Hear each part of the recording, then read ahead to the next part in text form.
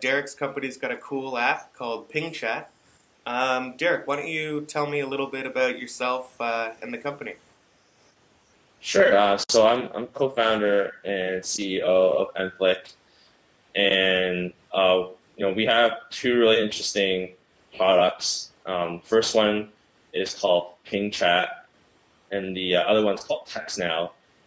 But I want to talk a little bit more about PingChat, and what PingChat is an instant messaging platform that we've built specifically for smartphones.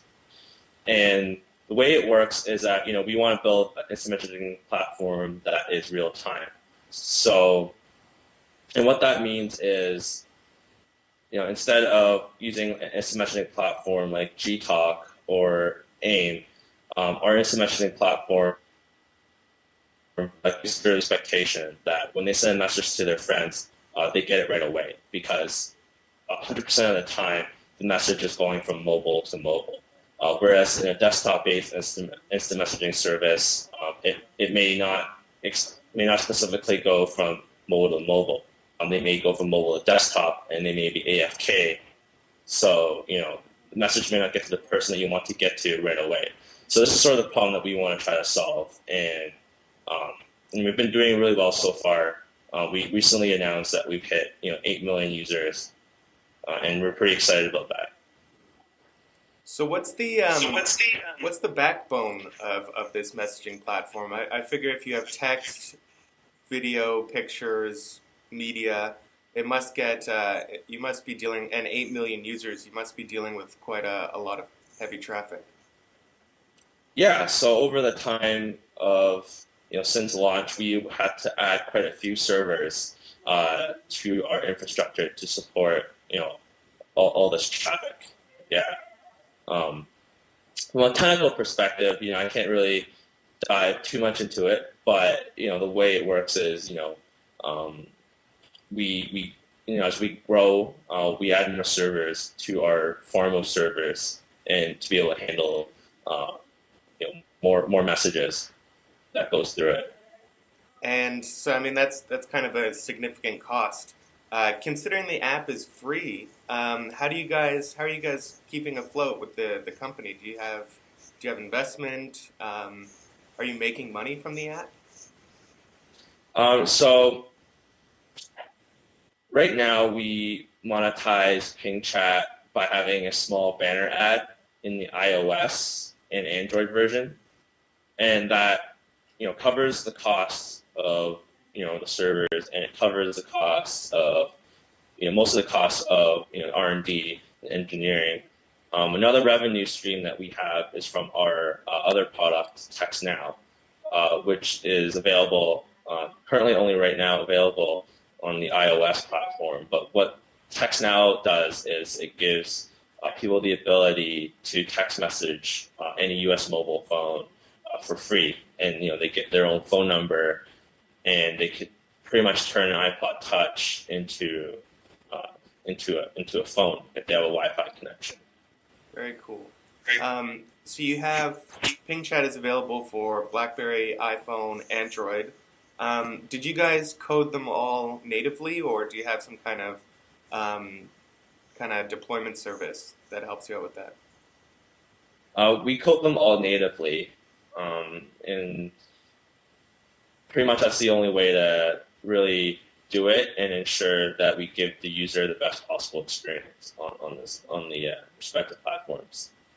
And have you heard much about do you do much of the coding yourself? Have you guys talked as a team about the differences in coding between BlackBerry and iPhone and Android? Yeah, we do all the coding in-house. Um, BlackBerry and Android does have some overlap because they both use Java, but the SDK is still very different. But they both use Java, and iPhone is a totally completely different beast of its own because it uses Objective C. So there's zero overlap there in between iPhone and BlackBerry and Android. And how would you say your users break down between the three platforms? Are you seeing most of your growth in iOS or? In terms of growth, I'd say all platforms are pretty equal in terms of growth. In terms of active users, we do have a lot of active users on iOS because not because we launched on iOS first before we added Android and BlackBerry. So naturally, we do have more active users on iOS. But BlackBerry and Android, they're catching up to iOS. So we're seeing great growth in both of those platforms. Well, the big news was Kik was a messaging service, and they're based out of Waterloo as well. And they got kicked off of BlackBerry, so I guess that left quite a bit of space for you guys to grow as well. Yeah, so funny story. They are actually across the hall from us in the same building. And we walk across the hall from each other all the time. We run into each other in the hallways all the time. But yeah, I mean, the fact that they are not on BlackBerry does give us a little bit of an edge. That's for sure. Um, but at the end of the day, we're not banking on that, and we're doing our best to make our product better on all platforms. Hmm. So I was looking at the infographic that you guys put together that details your 8 million users. Some of the interesting facts, like in California, they're sending messages mostly 9 p.m. to 3 a.m. What kind of interesting trends have you noticed having an IM app that's so global and has so many users? You must be getting some interesting data out of that. We are. The infographic shows a lot of the interesting stuff that we've noticed, and we always keep our eyes peeled for anything neat, any trends, and sort of put it on our blog or share it with other blogs. I don't think there's anything interesting that I have to share on top of my head right now that we haven't shared yet. But anyways, yeah, we always keep our eyes peeled for really neat data and interesting habits from our users. Yeah, I saw there was quite a bit of growth in China, which I hear IM apps are particularly really popular in China, especially if they're free. Oh yeah, I think in China, the desktop instant messaging service has been really popular, and I think with this new wave of mobile and the fact that more and more people, not just in China but all across the world, adopt mobile smartphones with data, I think there's going to be a huge demand in the next few years for a service like ours. Definitely. And so where do you see the platform going? Obviously you're just going to keep building on it, but can you talk to maybe some of the features you guys might be looking at down the road, or maybe a company kind of the company strategy moving ahead? Yeah, I could share some of that in a really high level. So currently, what right now, what we're really focused on is perfecting the chat experience, making making the messages go through faster, um, giving it more of a real time feeling. Um, and one of the things that we're gonna release soon is being able to see when the other party is typing a message. So that's really cool. We're gonna release that in the next few weeks. Another thing we're gonna release is the fact that you can send emoticons. Um, so that's also really cool. In terms of from the higher level, in terms of where direction we're going, is we want to make PingChat as great of an instant messenger as we can, but on top of that, we also want to make it more social. So we want it so that it could be the platform that you go to connect with your friends in real time. You know, so that's sort of the direction we're going. I have no specifics yet that I could share in terms of exactly what we're building, but we're really excited about the direction that we're going, and there's a lot of exciting stuff to come really soon. The emoticons bring up something that I was just reading about recently. A company, MiG-33. Have you heard of them? Yeah, I saw them on TechCrunch today. Yes. So They're they've they're got virtual goods and avatars and stuff built into their platform, and it's interesting to see that you can monetize an IM app through something like virtual goods, where it's just part of the experience. It's not like an ad or something that users might find a little intrusive. But do you think you guys could ever move in the direction of virtual goods or something along that line? yeah, definitely. We are a huge fan of virtual currency.